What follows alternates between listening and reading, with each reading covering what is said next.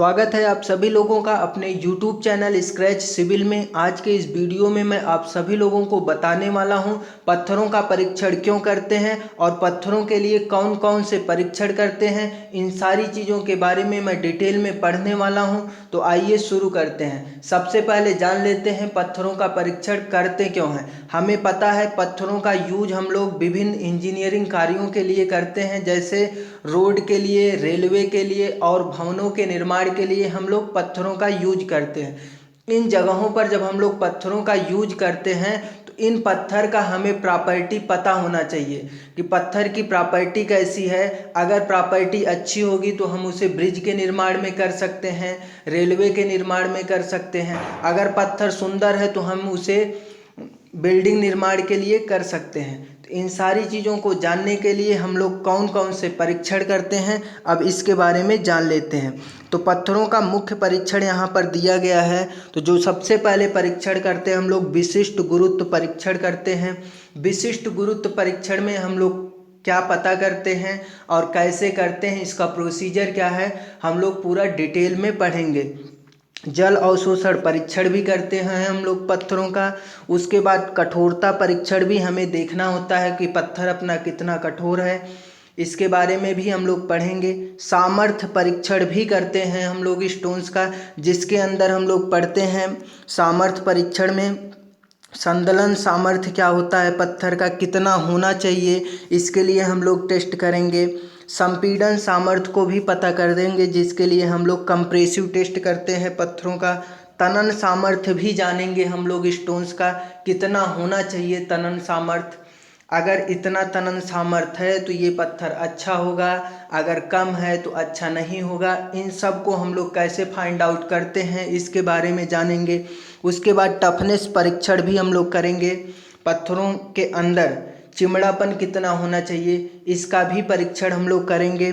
उसके बाद most important परीक्षण है जिसे हम लोग अम्लीय परीक्षण कहते हैं। पत्थरों के अम्लीय परीक्षण के बारे में भी पढ़ेंगे कि पत्थरों पर अम्ल का क्या प्रभाव पड़ता है। अम्लीय परीक्षण कैसे पता करते हैं, इसके लिए टेस्ट दिए गए हैं। इन टेस्ट की हेल्प से हम लोग पत्थरों का अम्लीय परीक्षण भी ज्ञात करेंगे। इसका मतलब ये हो गया, अगर पत्थर पर अम्लीय बारिश हो रहा है या कोई अम्ल पड़ रहा है तो उसके अंदर कितना क्षरण होगा, यानी कि पत्थर कितना खराब होगा। इन सारी चीज़ों के बारे में भी पढ़ेंगे। तो अम्लीय परीक्षण पता करने के लिए हम लोग ब्रारड टेस्ट करते हैं, एसिड टेस्ट करते हैं और स्मिथ टेस्ट करते हैं। इन तीनों टेस्ट के माध्यम से हम लोग पत्थरों का अम्लीय परीक्षण भी पता करेंगे। उसके बाद है अपघर्षण परीक्षण। अपघर्षण परीक्षण भी हम लोग पत्थरों का करते हैं। पत्थर इसमें भी हम लोग देखते हैं पत्थर के अंदर वेट लॉस कितना हुआ, इसके बारे में जानते हैं। इसके लिए है बाई लॉस एंजल्स मेथड से हम लोग करेंगे और दूसरा है बाई डोरी टेस्टिंग, जिसे हम लोग डोरी परीक्षण भी करते हैं। आइए सबसे पहले जानते हैं पत्थरों का विशिष्ट गुरुत्व परीक्षण कैसे करते हैं। इसे जानने के लिए सबसे पहले हमें जानना होता है कि विशिष्ट गुरुत्व क्या होता है, यानी कि स्पेसिफिक ग्रेविटी क्या होता है। तो अगर मैं बताऊं स्पेसिफिक ग्रेविटी क्या होता है, unit weight of stone divide by unit weight of water, इन्हीं के रेशियो को हम लोग क्या कहते हैं, पत्थर का स्पेसिफिक ग्रेविटी करते हैं। तो सबसे पहले हमें जानना होता है यूनिट वेट क्या होता है। अगर यूनिट वेट की बात करूं तो इसे हम लोग गामा से रिप्रेजेंट करते हैं। तो यूनिट वेट इक्वल टू होता है W/V, और जहाँ पर V क्या होता है 1 क्यूबिक मीटर या कुछ भी यूनिट होता है। ठीक, अगर हम लोग टोटल यूनिट वेट की बात करूं तो टोटल यूनिट वेट को हम लोग गामा से रिप्रेजेंट करते हैं, जो होता है वेट/V। तो यहाँ से हम लोग यूनिट वेट ऑफ स्टोन भी पता कर सकते हैं। तो यूनिट वेट ऑफ स्टोन पता कर लेंगे और यूनिट वेट ऑफ वाटर हमें प्रेजेंट मालूम होता है। यूनिट वेट ऑफ वाटर क्या होता है 9.81 किलो न्यूटन पर मीटर क्यूब, ये यूनिट वेट ऑफ वाटर होता है। अगर ग्राम में बात करूं तो यूनिट वेट ऑफ वाटर ग्राम पर सीसी होता है, 1 ग्राम पर सीसी। ठीक, तो स्पेसिफिक ग्रेविटी के बारे में पता चल गया होगा। स्पेसिफिक ग्रेविटी क्या होता है, रेशियो होता है unit weight of stones divide by unit weight of water. ठीक, अब हम लोग इसका विशिष्ट गुरुत्व परीक्षण करते क्यों हैं। अगर हम लोग विशिष्ट गुरुत्व परीक्षण कर लेंगे तो हमें पता चल जाएगा उस पत्थर का स्पेसिफिक ग्रेविटी कितना है। अगर पत्थर का स्पेसिफिक ग्रेविटी पता चल जाएगा तो हमें पता चल जाएगा उस पत्थर के अंदर अच्छी खासी स्ट्रेंथ है। तो इसीलिए हम लोग पत्थर का स्पेसिफिक ग्रेविटी परीक्षण करते हैं। तो जिस पत्थर का स्पेसिफिक ग्रेविटी सबसे ज़्यादा होगा वह पत्थर उतना ही अच्छा होगा। इसी के बारे में हम लोग जानते हैं। कैसे करते हैं आइए देखते हैं। तो विशिष्ट परीक्षण हम लोग क्या करते हैं, किसी वस्तु के शुष्क भार एवं उसके आयतन के बराबर के भार का अनुपात विशिष्ट गुरुत्व कहलाता है। इसे मैं बता ही दिया आप लोगों को। क्लोज ग्रेन्ड एवं कॉम्पैक्ट पत्थर की स्पेसिफिक ग्रेविटी कितना होना चाहिए, तो 2.7 से 2.8 के बीच होनी चाहिए। जो पत्थर अच्छे होते हैं, कॉम्पैक्ट होते हैं, जिनके अंदर पार्टिकल क्या होते हैं आपस में क्लोज्ड होते हैं, उनकी स्पेसिफिक ग्रेविटी नियर अबाउट 2.7 से 2.8 के बीच होनी चाहिए। पत्थर का इकाई भार जितना अधिक होगा वह पत्थर उतना अधिक सामर्थ्यवान होगा। काफ़ी इम्पोर्टेंट पॉइंट है ये पॉइंट। पत्थर का इकाई भार यानी कि यूनिट वेट जितना ज़्यादा होगा वह पत्थर उतना ही सामर्थ्यवान होगा, यानी कि उस पत्थर के अंदर उतनी ही स्ट्रेंथ होंगी। ठीक, तो स्पेसिफिक ग्रेविटी हम लोग कैसे पता करेंगे, पत्थर का हम लोग यूनिट वेट पता कर लेंगे, वेट पता कर लेंगे। वेट को हम लोग वॉल्यूम से डिवाइड कर देंगे, उस पत्थर का कितना वॉल्यूम है तो हमें स्पेसिफिक ग्रेविटी पता चल जाएगा। ठीक, तो अब आगे हम लोग देखते हैं जल अवशोषण एवं सरंध्रता परीक्षण। यह क्या होता है। हम लोग पत्थर को क्या करते हैं, भवन के निर्माण के लिए यूज करते हैं, रेलवे में यूज करते हैं, बिल्डिंग कार्यों में करते हैं, ब्रिज वगैरह बनाते हैं। इन सारी जगहों पर हम लोग स्टोन्स का यूज करते हैं। अब स्टोन्स कितना अपने अंदर पानी को अवशोषित कर रहा है यानी कि एब्जॉर्ब कर रहा है, इसे भी हमें पता करना बहुत आवश्यक है। अगर हम लोग नहीं पता करेंगे, हो सकता है उसे हम लोग क्या कर दिए, बिल्डिंग कार्यों के लिए यूज कर लिए और वो पत्थर काफ़ी ज़्यादा पानी को अवशोषित कर रहा है, तो बिल्डिंग में क्या हो जाएगा, वेट काफ़ी ज़्यादा हो जाएगा। उस वेट की वजह से बिल्डिंग कोलैप्स भी हो सकती है। तो इसीलिए हम लोग पता करते हैं पत्थर के अंदर पोरोसिटी कितना यानी कि सरंध्रता कितना है और वह पत्थर कितना जल को अवशोषित कर रहे हैं। तो इसको कैसे पता करते हैं आइए हम लोग जानते हैं। पत्थर की जल सोखने की क्षमता उसमें उपस्थित छिद्रों पर निर्भर करती है। सबको पता है पत्थर के अंदर जो पोर्स होते हैं, छोटे छोटे छिद्र होते हैं, उन्हीं के अंदर क्या होती है, जल एब्जॉर्ब होती है। उत्तम पत्थर का जल अवशोषण कितना होना चाहिए, 6% से अधिक नहीं होना चाहिए। वही पत्थर अच्छे होते हैं जिनमें जल अवशोषण क्या होता है, 6% से कम होता। अगर 6% से ज़्यादा हो रहा उस पत्थर को हम लोग बिल्डिंग कार्यों के लिए यूज नहीं कर सकते। अब पता कैसे करते हैं, तो हम लोग पता इसको ऐसे करते हैं। हम लोग सबसे पहले क्या करेंगे, पत्थर का वेट जो हम लोग सैंपल लेंगे, ये मान लिया स्टोन है, इस स्टोन का ये सैंपल है। ठीक, इसी में हमें ये पता करना कि ये पत्थर कितना जल को अवशोषित करता है, इसको हमें निकालना। तो इसको हम लोग क्या करेंगे, इसका वेट कर लेंगे। फिर इस पत्थर को नहीं, सबसे पहले ये जान लो कि हम इसे क्या किए, चट्टान से प्राप्त किए पत्थर, और इस पत्थर में कितना जल अवशोषित हो रहा है इसे हमें पता करना। तो इस पत्थर को हम लोग क्या करते हैं, 24 घंटे के लिए वाटर में डुबो दिए। अब वाटर में डुबोने के बाद इसे हम लोग बाहर निकालते हैं। बाहर निकालने के बाद इसे क्या कर देते हैं, थोड़ी देर के लिए, आधे घंटे 1 घंटे के लिए खुला छोड़ देते हैं। अब उसके बाद इस पत्थर का हम लोग क्या कर लेते हैं, वेट कर लेते हैं। तो ये वेट मान लेता हूँ W1 है। इसके बाद हम लोग पत्थर को क्या करते हैं, ओवन में सुखाने के लिए 24 घंटे के लिए डाल देते हैं। ठीक, ओवन होता है एक विद्युत इलेक्ट्रिसिटी इसमें प्रोवाइड होती है जिसके थ्रू क्या करता है, पत्थर को हीट करता है। तो इस ओवन में हम लोग पत्थर को डाल दिए 24 घंटे के लिए। अब ये पत्थर क्या हो जाएगा, शुष्क हो जाएगा। अब इस पत्थर को हम लोग निकाल लेते हैं, मान लेते हैं इसका वेट क्या है, W2 है। तो W1 में से W2 निकाल देंगे तो हमें पता चल जाएगा कितना जल है उस पत्थर के अंदर, यानी कि कितना जल को अवशोषित किया है पत्थर, और उसको डिवाइड कर देंगे W1 से तो हमें परसेंटेज जल अवशोषण पता चल जाएगा, यानी कि परसेंटेज वाटर एब्जॉर्प्शन पता चल जाएगा। तो ऐसे हम लोग पता करते। एक बार मैं फिर से बता रहा हूँ, ध्यान से सुनिएगा। हम लोग क्या करते, पत्थर को लाते हैं, उसका एक सैंपल बनाते हैं जिसको हम लोग हिंदी में प्रतिदर्श बोलते हैं। अब इस पत्थर को हम लोग क्या करेंगे, ये अपना सैंपल है, इसको हम लोग क्या करेंगे, जल में डाल देंगे। ठीक, 24 घंटे के लिए जल में डाल दिए। अब जल से इसे हम लोग क्या कर लेते हैं, निकाल लेते हैं। जल से जब निकालते हैं इसको हम लोग आधा घंटा या 1 घंटा के लिए खुले में ऐसे छोड़ देते हैं। ठीक, अब उसके बाद जब जल से निकाले आधे घंटे के बाद अब इस पत्थर का हम लोग वेट करते हैं। तो अब इस पत्थर के अंदर पानी आ गया होगा, सबको पता है। तो अब इसका वेट हम लोग किए तो मान लेता हूँ ये वेट W1 आया। अब इसी जो W1 वेट आया है, इसी पत्थर को हम लोग किस में डाल देते हैं, ओवन में डाल देते हैं। ओवन में डाल दिया। ओवन में हम लोग 24 घंटा इसको क्या करते हैं, टेम्परेचर देते हैं, जिसकी वजह से इसके अंदर जितना भी जल है वो क्या हो जाता है, वाष्प बन के बाहर निकल जाता है।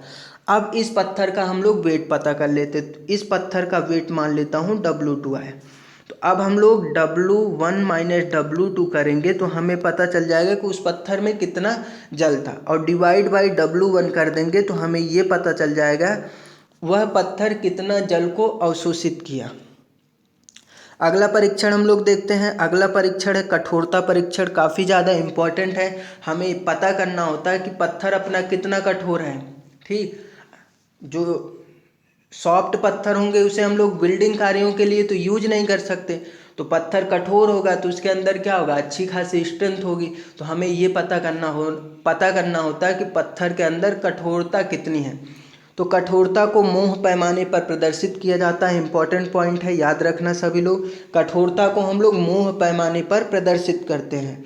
दूसरा पॉइंट है कार्यस्थल पर पत्थर की कठोरता नाखून से खुरचकर अथवा चाकू से खरोंच लगाकर की जाती है। हम लोग जानते हैं अगर किसी पत्थर की कठोरता चेक करने तो जनरली हम लोग क्या करते हैं, नाखून से स्क्रैच करते हैं। अगर उस पर स्क्रैच हो जाता आसानी से तो हम लोग कह देते हैं नहीं नहीं ये कठोर नहीं, ये सॉफ्ट है। अगर स्क्रैच नहीं होता तो हम लोग कह देते हैं कि नहीं ये पत्थर काफ़ी कठोर है, या कोई भी चीज़ हो, XYZ कोई भी चीज़ हो, तो हम लोग ऐसे ही पता करते हैं उसकी कठोरता। तो वही बताया गया। और कौन से स्केल पे पता करते हैं, मोह स्केल पर। ठीक, नाखून से खुरचने पर निशान न पड़ने पर कठोरता 2 ली जाती है। अगर हम लोग पत्थर पर नाखून से स्क्रैच किए, अगर कोई निशान नहीं आया तो उस पत्थर की कठोरता कितनी होगी, 2। किस पे होगी, मोह पैमाने पर। अगला है चाकू से खुरचने पर निशान न पड़ने पर, तो कठोरता कितनी ली जाएगी तब पत्थर की, 7। जैसे कोई पत्थर है इसे हम लोग क्या किए, चाकू से इस पे स्क्रैच किए, अगर स्क्रैच करने पर कोई निशान नहीं पड़ रहा उस पत्थर पर तो उस पत्थर की कठोरता 7 मानी जाती है। और किस पे मानी जाती है, मोह पैमाने पर। अगले परीक्षण की हम लोग बात करते हैं। अगला परीक्षण है सामर्थ्य। हमें पत्थर के अंदर कितनी स्ट्रेंथ है उसको पता करना होता है, क्योंकि जो भी काम होता है, अगर हम लोग सिविल इंजीनियरिंग की बात करूं तो सिविल इंजीनियरिंग पूरी तरीके से लोड डिस्ट्रीब्यूशन, यानी कि उस बिल्डिंग में कितना स्ट्रेंथ आ रहा हो, कितना लोड को बियर कर रहा है, इन्हीं सारी चीज़ों के बारे में हमें पढ़ना होता है सिविल इंजीनियरिंग में। तो अगर हम लोग पत्थर यूज कर रहे हैं तो उस पत्थर की कितनी स्ट्रेंथ है ये भी हमें मालूम होना चाहिए। तो पत्थर की सामर्थ्य हम लोग देखते हैं कैसे पता करते हैं। तो पत्थर के अंदर 3 सामर्थ्य हो सकती है। पहला है क्रशिंग स्ट्रेंथ, और दूसरा है कंप्रेसिव स्ट्रेंथ, और तीसरा है टेंसाइल स्ट्रेंथ। सभी क्या है, स्ट्रेंथ है। स्ट्रेंथ का मतलब होता है ताकत, और ताकत का मतलब होता है कि वह पत्थर कितना अधिकतम लोड या कितना अधिकतम प्रतिबल को वियर कर सकता, सह सकता, इसी को हम लोग क्या कहते हैं, स्ट्रेंथ कहते हैं। ठीक, स्ट्रेंथ कितने प्रकार के होते हैं, संदलन सामर्थ्य हो सकते हैं, संपीड़न सामर्थ्य हो सकते हैं, और तनन सामर्थ्य हो सकते हैं। संदलन और संपीड़न की बात करूं तो ये दोनों एक ही जैसे होते हैं लेकिन नाम अलग अलग हो गए हैं, तो इसके बारे में भी हम लोग जानेंगे। तो तनन सामर्थ्य क्या होता है, अगर हम लोग किसी वस्तु को खींच रहे हैं, अगर वो खींचने का विरोध कर रहा है तो हम लोग कह सकते हैं उस पत्थर के अंदर क्या है, तनन सामर्थ्य है, यानी कि टेंसाइल स्ट्रेंथ है उस पत्थर के अंदर। अगर हम लोग किसी पत्थर को दबा रहे हैं, अगर वो दबाने का विरोध कर रहा है तो हम लोग कह सकते हैं उस पत्थर के अंदर क्या है, कंप्रेसिव स्ट्रेंथ है। अब बात आती है संदलन सामर्थ्य यानी कि क्रशिंग स्ट्रेंथ का।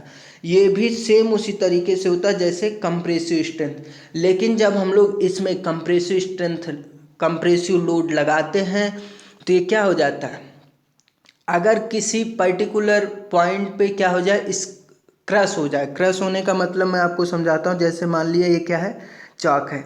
अब इस चाक पे जब हम लोग लोड लगाएंगे तो ये क्या होगा, ये अगर यहाँ पर मान लेते हैं ये क्रश हो गया, एक पार्टिकल अगर दूसरे पार्टिकल पर ओवरलैप करने लगे तो उस पॉइंट पर क्या हो जाता है, क्रशिंग स्ट्रेंथ हो जाता है या क्रशिंग लोड आ जाता है। सबसे पहले मैं बता रहा हूँ कंप्रेसिव लोड और क्रशिंग लोड के बारे में। कंप्रेसिव लोड क्या है, जब हम लोग दबाते हैं, ठीक, अगर हम लोग पत्थर को दबा रहे हैं दोनों तरफ से, कंप्रेसिव लोड लगा रहे हैं, कोई पर्टिकुलर पॉइंट इस चाक में हमें ऐसा मिल गया जहाँ पर क्या हो गया,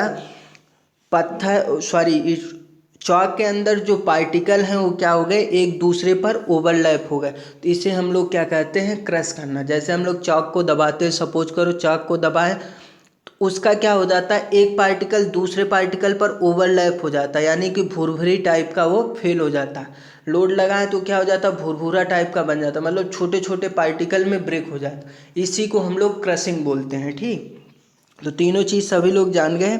तो अब हम लोग बात करते हैं संदलन सामर्थ्य के बारे में। संदलन सामर्थ्य कैसे करते हैं, क्योंकि हमें पता होना चाहिए कि अगर हम लोग पत्थर को बिल्डिंग कार्यों के लिए यूज कर रहे हैं तो पत्थर के अंदर कितना क्रशिंग स्ट्रेंथ होना चाहिए ये हमें पता होना चाहिए।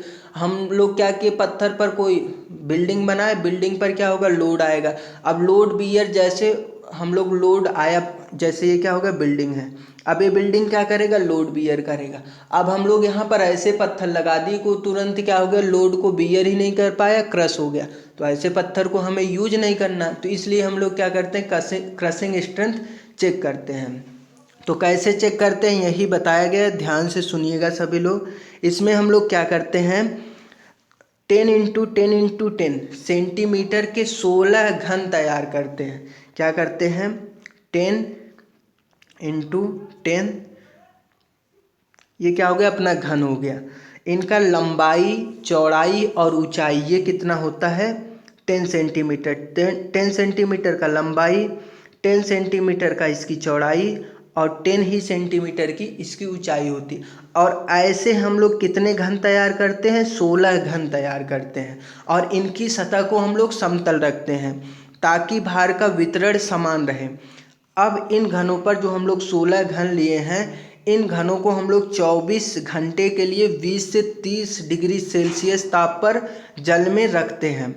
अब इन्हें पानी से निकालकर बारी बारी से कंप्रेशन टेस्टिंग मशीन पर रखकर 140 केजी पर सेंटीमीटर स्क्वायर पर मिनट की दर से भार डालते हैं। जिस भार पर ये घन टूट जाते हैं उस भार को नोट कर लेते हैं। घन के क्षेत्रफल से भाग देकर हम लोग संदलन सामर्थ्य ज्ञात कर लेते हैं। ठीक, क्या है मैं आप लोगों को फिर से बता रहा हूँ। इसमें हम लोग क्या करते हैं, 10 × 10 × 10 सेंटीमीटर का हम लोग क्या ले लेते हैं, क्यूब ले लेते हैं। ठीक, और ये क्यूब किसका होता है, पत्थर का होता है, क्योंकि हम लोग पत्थर का एक क्रशिंग स्ट्रेंथ निकालने वाले हैं। अब उस क्यूब पर हम लोग क्या करते हैं, कंप्रेशन टेस्टिंग मशीन से क्या करते हैं, 140 केजी पर सेंटीमीटर स्क्वायर से हम लोग लोड लगाते हैं। ये अपना सैंपल हो गया। कैसा सैंपल है, 10 × 10 × 10। इस पे हम लोग क्या किए, कंप्रेशन टेस्टिंग मशीन से 140 केजी पर सेंटीमीटर स्क्वायर पर मिनट की दर से हम लोग क्या कर रहे हैं, लोड लगा रहे हैं। जिस लोड पर ये टूट जा रहा पत्थर, उस लोड को हम लोग क्या कर लेते हैं, नोट कर लेते हैं। ठीक, और इस घन का जितना क्षेत्रफल है उससे डिवाइड कर देते हैं तो हमें क्या पता चल जाता है, क्रशिंग स्ट्रेंथ पता चल जाता है। वही दिया गया फार्मूला, दिया गया फार्मूला याद कर लेना सभी लोग। संदलन सामर्थ्य इक्वल टू होता क्रशिंग लोड बटे एरिया ऑफ सैंपल। ठीक, और ये आता किस में, अगर इसके यूनिट की बात करूँ तो इसका यूनिट होगा केजी पर सेंटीमीटर स्क्वायर। अच्छे पत्थर के संदलन सामर्थ्य कितनी होती है, तो जो अच्छे पत्थर होते हैं उनकी संदलन सामर्थ्य 1350 केजी पर सेंटीमीटर स्क्वायर होती है। और लाइम एंड सैंड स्टोन की संदलन सामर्थ्य कितना होता है, 500 केजी पर सेंटीमीटर स्क्वायर। तो याद रखना, ऑब्जेक्टिव पेपर के लिए इम्पॉर्टेंट है ये दोनों पॉइंट। अच्छे पत्थर की संदलन सामर्थ्य कितना होता है 1350 केजी पर सेंटीमीटर स्क्वायर, और जबकि लाइम एंड सैंडस्टोन की कितनी होती 500 केजी पर सेंटीमीटर स्क्वायर। यहाँ पर डायग्राम में दिखाया गया हम लोग कैसे पत्थर का क्रशिंग स्ट्रेंथ निकालते हैं। ठीक, यहाँ पर हम लोग सैंपल को रखते हैं, ऊपर से क्या करते हैं लोड लगाते हैं, और यहाँ से क्या करते हैं ये मशीन होता है जो क्या करता है उसको दबाता है। ठीक, जिस लोड पे वो टूट जाता है उस लोड को हम लोग पता कर लेते हैं, और सैंपल का जितना एरिया था उससे डिवाइड करके हम लोग क्या पता कर लेते हैं क्रशिंग स्ट्रेंथ। अब यहाँ पर कुछ पत्थरों का संदलन सामर्थ्य दिया गया है, तो आप लोग याद कर लीजिएगा, इम्पॉर्टेंट पॉइंट है, ऑब्जेक्टिव एग्जाम में पूछा जा सकता है। बेसाल्ट व ट्रैप पत्थर की संदलन सामर्थ्य कितना होता है 1530 से 1890 केजी पर सेंटीमीटर स्क्वायर। ग्रेनाइट का कितना होता है 790 से 1300 केजी पर सेंटीमीटर स्क्वायर। और स्लेट का कितना होता है 770 से 2100 केजी पर सेंटीमीटर स्क्वायर। संगमरमर का होता है 720 केजी पर सेंटीमीटर स्क्वायर। बलुआ पत्थर का होता है यानी कि सैंड स्टोन का होता है 650 केजी पर सेंटीमीटर स्क्वायर। और चूना पत्थर का होता है यानी कि लाइम स्टोन का होता है 500 केजी पर सेंटीमीटर स्क्वायर। और लैटेराइट का कितना होता है 18 से 30 केजी पर सेंटीमीटर स्क्वायर। काफ़ी इम्पॉर्टेंट है, अगर ऑब्जेक्टिव एग्जाम होता है जैसे जेई वगैरह का एग्ज़ाम आप लोग दोगे तो वहाँ पर ये सारी चीज़ें पूछी जाती हैं। ठीक, तो उस पॉइंट ऑफ व्यू से ये इम्पॉर्टेंट है। आगे हम लोग बात करते हैं, आगे हम लोग पढ़ रहे हैं संपीड़न सामर्थ्य हम लोग कैसे पता करेंगे। संपीड़न सामर्थ्य भी हम लोग क्या करते हैं यूटीएम मशीन में पत्थर को ले जाते हैं। ठीक, अपने पास होता है यूनिवर्सल टेस्टिंग मशीन, जिससे हम लोग क्या करते हैं पत्थर का कंप्रेसिव स्ट्रेंथ भी निकालते हैं, टेंसाइल स्ट्रेंथ भी निकाल सकते हैं। अगर हम लोग बात करें तो स्टोन्स जो होते हैं स्टोन्स के अंदर टेंसाइल स्ट्रेंथ नहीं होता, बहुत कम होता, तो इसलिए हम लोग स्टोन्स का टेंसाइल स्ट्रेंथ पता ही नहीं करते हैं। ठीक, कंप्रेसिव स्ट्रेंथ पता करते हैं, क्रशिंग स्ट्रेंथ पता करते हैं। तो कंप्रेसिव स्ट्रेंथ हम लोग कैसे पता करते हैं, पत्थर का हम लोग एक प्रतिदर्श बनाते हैं, और जिसका जो पत्थर का प्रतिदर्श बनाते हैं वो कितना होना चाहिए 25 केजी का होना चाहिए, और उसके अंदर जो चौड़ाई और ऊंचाई का अनुपात कितना होना चाहिए 1:1 का अनुपात होना चाहिए। इसी हिसाब से हम लोग क्या बनाते हैं पत्थर का एक सैंपल बनाते हैं, उसको हम लोग क्या करते हैं यूटीएम मशीन पर ले जाते हैं। यूटीएम मशीन पर हम लोग ले जाते हैं, उससे क्या करते हैं यूटीएम मशीन के दोनों जबड़ों पर क्या कर देते हैं सैंपल को रख देते हैं। उसके बाद हम लोग क्या करते हैं धीरे धीरे लोड लगाते हैं यूटीएम मशीन की हेल्प से। ठीक, जिस लोड पर वो पत्थर टूट जा रहा है वही उस पत्थर का क्या होता है कंप्रेशन यानी कि कंप्रेसिव स्ट्रेंथ, तो वही ओवरऑल इसमें बताया गया है, तो आप लोग इसे पढ़ लीजिएगा।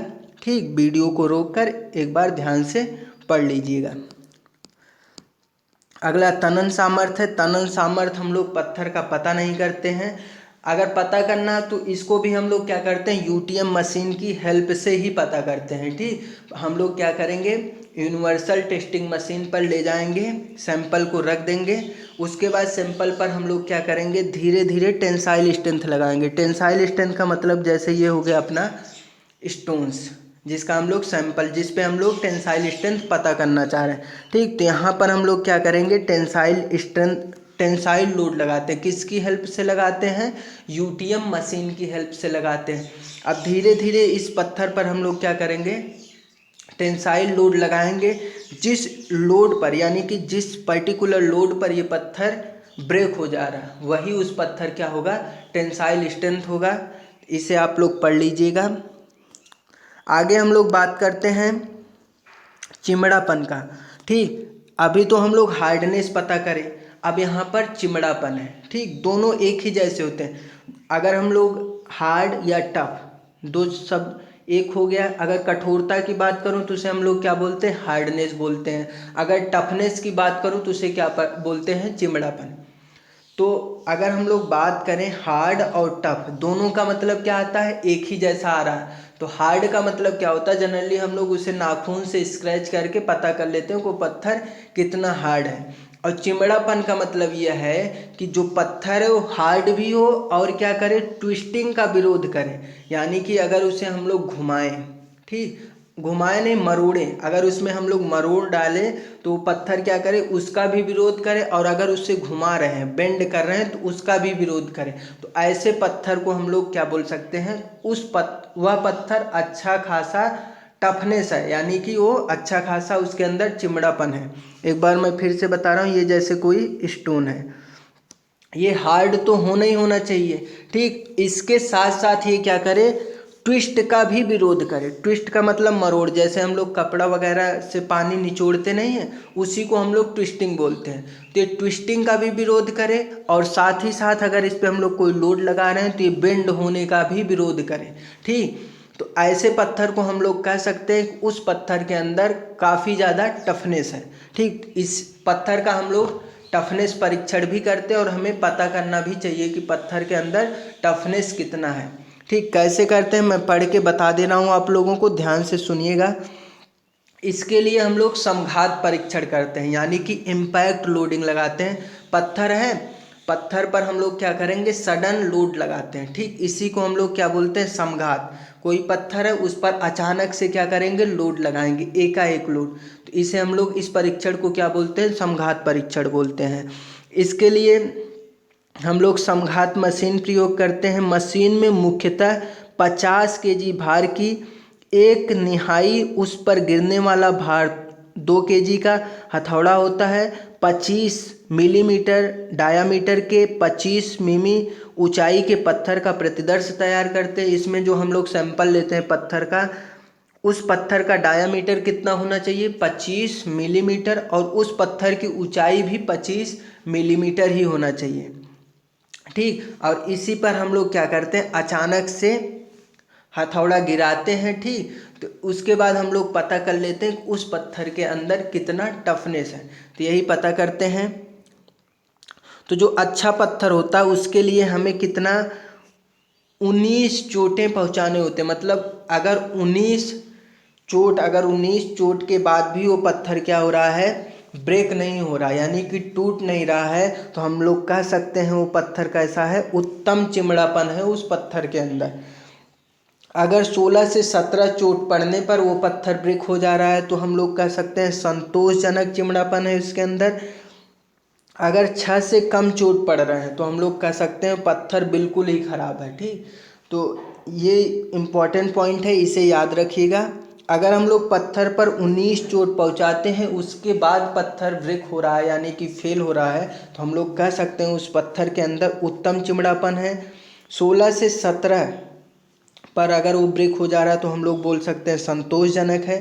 6 से कम पर हो रहा है तो हम लोग बोल सकते हैं पत्थर खराब है, बिल्कुल इसे हम लोग नहीं यूज कर सकते बिल्डिंग के लिए। टिकाऊपन भी हम लोग पता कर सकते हैं पत्थर के अंदर ड्यूरेबिलिटी। टिकाऊपन का मतलब ड्यूरेबिलिटी, पत्थर कितने समय के लिए ड्यूरेबल है, मतलब कितना उसका लाइफ टाइम है। तो इसको हम लोग कैसे पता करते हैं, वातावरणीय प्रभाव एवं अम्लीय गैसों के कारण संरचना को क्षति पहुंचती है। पत्थरों का इनके प्रति प्रतिरोध जानने के लिए टिकाऊपन परीक्षण करते हैं। टिकाऊपन परीक्षण में हम लोग क्या करते हैं मैं बता दे रहा हूँ। हम लोग यह पता करते हैं कि पत्थर के अंदर कितना क्षरण हो रहा, यानी कि पत्थर के वेट में कितना लॉस हो रहा है। इसी को हम लोग अगर पता कर लेंगे तो हमें यह पता चल जाएगा कि हाँ पत्थर कितने समय बाद खराब हो जाएगा, यानी कि पत्थर की लाइफ टाइम कितना है। इसी को हम लोग क्या बोलते हैं, ड्यूरेबिलिटी बोलते हैं, यानी कि टिकाऊपन परीक्षण भी बोल सकते हैं। टेस्ट प्रोसीजर पूरा दिया गया है, आप लोग पढ़ लीजिएगा। इसमें हम लोग यही पता करते हैं, जैसे कोई पत्थर है, उस पत्थर पर हम लोग क्या करेंगे, कोई अम्ल वगैरह गिरा देंगे, उसके बाद देखेंगे पत्थर के वेट में कितना कमी हुआ। उन दोनों, सपोज जब ये पत्थर हम लोग लिए थे तो ये कितना था, W1 था।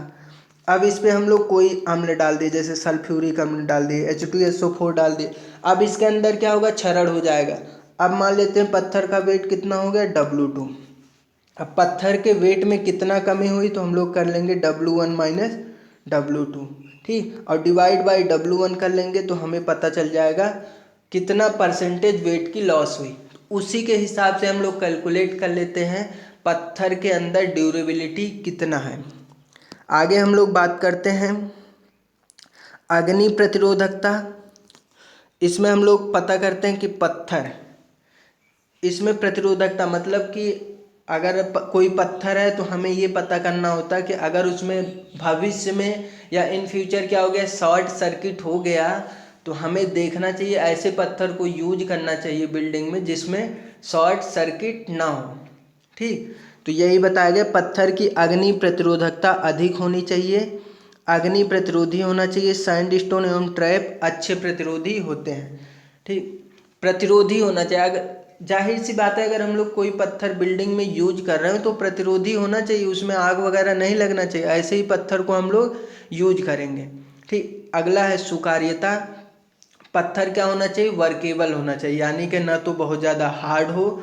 और अगर देखो कोई पत्थर क्या होगा, बहुत ज़्यादा हार्ड होगा तो उसके अंदर स्ट्रेंथ होगा, और उस पर अगर बहुत ज़्यादा हार्ड होगा तो हम उस पर वर्क नहीं कर सकते। ठीक, स्वीकार्य नहीं होगा, यानी और जब उस पर वर्क ही नहीं कर पाएंगे, उससे निश्चित शेप और साइज में ला ही नहीं पाएंगे, तो उसे हम लोग किसी कार्य के लिए यूज ही नहीं कर सकते। तो पत्थर कैसा होना चाहिए, वर्केबल होना चाहिए।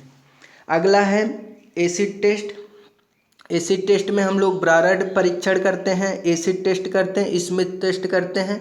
तीनों टेस्ट के बारे में बताया गया है, आप लोग पढ़ सकते हैं। इसमें भी हम लोग जनरली क्या करते हैं, पत्थर के अंदर वेट में, पत्थर के वेट में कितना कमी हुआ, ठीक, इसी को हम लोग पता करते हैं। एसिड परीक्षण में हम लोग पत्थर पर क्या करते हैं, अम्ल को गिराते हैं। ठीक, जब अम्ल को गिराएंगे तो पत्थर के वेट में कितना कमी हुआ, यानी कि पत्थर के अंदर वेट लॉस कितना हुआ, इसी को हम लोग पता करते हैं एसिड टेस्ट में। क्योंकि हमें पता है कि हम लोग अगर पत्थर को यूज कर रहे हैं बिल्डिंग कार्यों के लिए तो वहाँ पर कभी कभी क्या होता है, अम्लीय बारिश वगैरह भी होती हैं, और उसके बाद इन्वायरमेंट के भी बहुत सारे इफेक्ट होते हैं जिसकी वजह से क्या हो सकते हैं, पत्थर के अंदर क्षरण हो सकते हैं। ठीक, इसको हमें पता होना चाहिए पत्थर के अंदर क्षरण कम से कम हो। ठीक, तो ऐसे पत्थर को हमें यूज करना चाहिए जिसके अंदर वेट लॉस कम से कम हो। तो यही तीनों परीक्षण है, आप लोग पढ़ सकते हो। अगला है अपघर्षण परीक्षण। यह भी दो प्रकार का होता है, जिसे हम लोग बाई लॉस एंजल्स से करते हैं और बाई डोरी टेस्टिंग करते हैं। तो पत्थर के अंदर अपघर्षण, यानी कि अगर उसके अंदर क्या हो गया, घर्षण हो रहा है, अगर स्टोन से स्टोन के अंदर घर्षण हो रहा है, उस घर्षण की वजह से उसके अंदर वेट लॉस कम से कम हो। ठीक, तो इसीलिए हम लोग पता करते हैं कि पत्थर के अंदर अपघर्षण तो ज़्यादा नहीं है। अगर बहुत ज़्यादा अपघर्षण होगा तो हम लोग उसे यूज ही नहीं कर सकते हैं बिल्डिंग कार्यों के लिए। तो पत्थर के अंदर अपघर्षण कम से कम होना चाहिए, जिसे इंग्लिश में अपघर्षण का मतलब होता है एवरेजन। तो एवरेजन कम से कम होना चाहिए। तो एवरेजन हम लोग पता करने के लिए दो टेस्ट करते हैं, एक है बाई लॉस एंजल्स और दूसरा है डोरी testing machine. By Los Angeles देखिएगा, पत्थर का अपघर्षण के प्रति प्रतिरोध जानने के लिए इस परीक्षण को करते हैं। ठीक, उपकरण में एक ड्रम होता है जो स्पाइंडल पर घूमता है, स्पाइंडल क्षैतिज से थोड़ा झुका होता है। ड्रम में एक दरवाज़ा धूल रोकने की व्यवस्था के साथ लगा होता है ताकि धूल बाहर न निकल सके। इसमें कठोर इस्पात की 12 गोलियां जिनका भार 5 किग्रा 48 मिलीमीटर डाया यानी कि 48 मिलीमीटर व्यास की होती हैं। ये एब्रेसिव चार्ज के रूप में डाल दी जाती हैं। पत्थर के टुकड़े का भार 5 से 10 केजी होता है। ये पूर्णतः सूखी अवस्था में होते हैं। ड्रम को 30 से 33 चक्र प्रति मिनट की दर से 500 बार घुमाया जाता है। पत्थर के टुकड़े को ड्रम से बाहर निकलकर 1.70 मिलीमीटर वाले चालनी से छानते हैं। चालनी के ऊपर बचे भाग को पानी से धोकर तौल लेते हैं। माना यह कितना है, W2। यह जितना कम होगा पत्थर का अपघर्षण क्षमता उतना ही अधिक होगी। हम लोग क्या करते हैं, एक ड्रम लेते हैं, ड्रम के अंदर क्या करते हैं 48 मिलीमीटर डाया का क्या होता है 48 मिलीमीटर व्यास का एक, उसके अंदर क्या होता है 12 गोलियां हम लोग डाल देते हैं। ये मान लेता हूँ सपोज, ठीक, ये कोई है अपना ड्रम। ठीक, ड्रम के अंदर हम लोग 12 गोलियां डाल दिया और जिनका डायामीटर कितना है, व्यास कितना है 48 mm है। इसके अंदर हम लोग 12 गोलियां डाल दिए और जिनका व्यास कितना है 48 mm। अब इसके बाद हम लोग अपघर्षण परीक्षण कर रहे हैं, तो स्टोन्स को डालेंगे और इसके बाद इसको क्या करेंगे, रोटेट कराएंगे। तो ये गोलियां क्या करेंगी, पत्थर से टकराएंगी जाकर और पत्थर को क्या करेंगी, तोड़ेंगे और पत्थर के अंदर क्या होगा, घिसाव होगा, ठीक, जिसे हम लोग कहते हैं रेजिस्टेंस होगा, ठीक। तो अब जब पत्थर से टकराएंगे तो पत्थर टूटेगा। अब कितना टूट रहा है पत्थर, उसको हम लोग क्या करते हैं, सीव यानी कि छलनी से छान लेते हैं, तो हमें पता चल जाता है कितना पत्थर टूटा।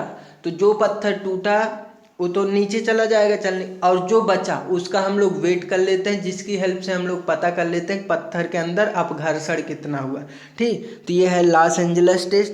आगे है बाई डोरी टेस्टिंग मशीन। ये काफ़ी इंपॉर्टेंट है, एग्जाम में भी पूछा जा सकता है।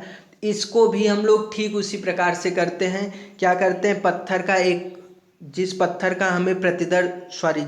का हमें अपघर्षण निकालना, उसका हम लोग एक सैंपल बनाते हैं और सैंपल कितने साइज का होना चाहिए, 25 mm व्यास का और 25 mm उसकी हाइट होना चाहिए।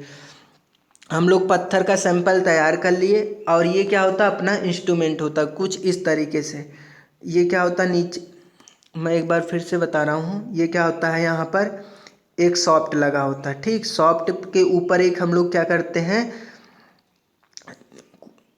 ये देखो ऊर्ध्वाधर धुरी पर 36 से घूमते हुए विद्युत शक्ति का प्रयोग करते हुए अपघर्षण जानने के लिए 25 mm का प्रतिदर्श तैयार करते हैं। इसका भार ज्ञात कर लेते हैं, प्रतिदर्श को चकती, इसे हम लोग क्या बोलते हैं, चकती बोलते हैं, ठीक। और ये क्या होता है, सॉफ्ट होता है, ठीक। अब जो हम लोग सैंपल है, सैंपल का साइज कितना है अपना, 25 mm डायामीटर का है और 25 mm हाइट का है, जिसका हमें अपघर्षण करना। उसको हम लोग क्या करेंगे, इस चकती पे रख देंगे और इस चकती का जो यहाँ से यहाँ तक डिस्टेंस होता है वो कितना होता है, 26 सेंटीमीटर का। अब इस चकती को हम लोग क्या करेंगे, रोटेट करवाएंगे, ठीक। जो इस चकती पर हम लोग क्या किए हैं, इस पत्थर को रखे हैं और इस पत्थर पर हम लोग ऊपर से क्या करते हैं, 1250 ग्राम का लोड लगा देते हैं।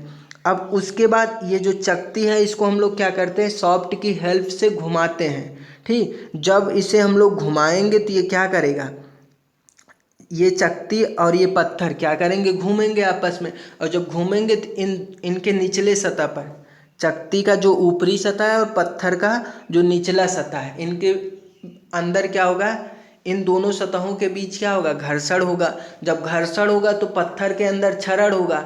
तो पत्थर के अंदर कितना क्षरण हो रहा है, इससे हम लोग पता कर लेते हैं बाई डोरी टेस्टिंग मशीन की हेल्प से। तो इससे हमें पता चल जाता अपघर्षण। तो जो मुलायम पत्थर है उस पर अपघर्षण गुणांक कितना आता है, 0 से 14 आता है, तो मुलायम पत्थर होते हैं। अगर घर्षण गुणांक 0 से 14 के बीच में आ रहा है तो पत्थर कैसे होंगे, मुलायम पत्थर। अगर 14 से 17 के बीच में आ रहे हैं तो पत्थर कैसे होंगे, मध्यम कठोर होंगे। अगर 17 से ऊपर आ रहे हैं घर्षण गुणांक तो पत्थर अच्छे खासे होंगे। तो ये रहा आज का कंप्लीट वीडियो, जिसमें हम आप सभी लोगों को बताया हूँ पत्थरों का परीक्षण क्यों करते हैं और पत्थर के लिए कौन कौन सा परीक्षण करते हैं। उन सारे परीक्षणों को डिटेल में बताया हूँ, तो वीडियो को ज़रूर देखिएगा पूरा, ठीक। और अपने दोस्तों के साथ भी शेयर करिएगा जो डिप्लोमा फर्स्ट ईयर में है, सिविल इंजीनियरिंग से कर रहे हैं। Thank you.